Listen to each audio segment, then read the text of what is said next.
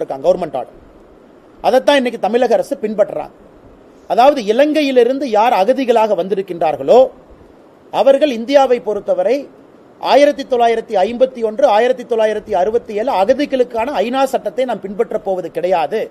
Principal of நான் ரிஃபர்மென்ட் என்கின்ற சட்டத்தை பின்பற்றப் போகின்றோம். அப்படின்னா என்ன அர்த்தங்க? அவர்கள் எப்ப இலங்கையில பிரச்சனை சுமூகமாக தீர்கிறதோ அப்ப திரும்ப போயிடணும் அப்படிங்கறத 1986 எடுக்கப்பட்ட நிலைப்பாடு. அன்னைக்கு திமுக அரசியல் இல்லைங்களா நாராயண சார்? அரசியல் இருந்தாங்க, திமுக ஆட்சியில் இல்லையா? அன்னைக்கு மத்திய அரசு 1986 கொடுத்த ஜிஓ தான் இன்னைக்கு பின்பற்றோம்.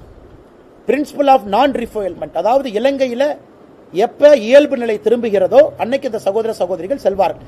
அதை தாண்டி அவர்களுக்கு குடியுரிமை கொடுக்கப்பட்டிருக்கிறது. 11 ஆண்டுகள் யார் இந்தியாவில் வசித்திருக்கின்றார்களோ அகதிகளாக வந்தவர்களுக்கு குடியுரிமை நம்முடைய அரசு கொடுத்திருக்கின்றோம். அது நாம் இல்ல, காங்கிரஸ் கட்சியிலும் கொடுத்திருக்காங்க.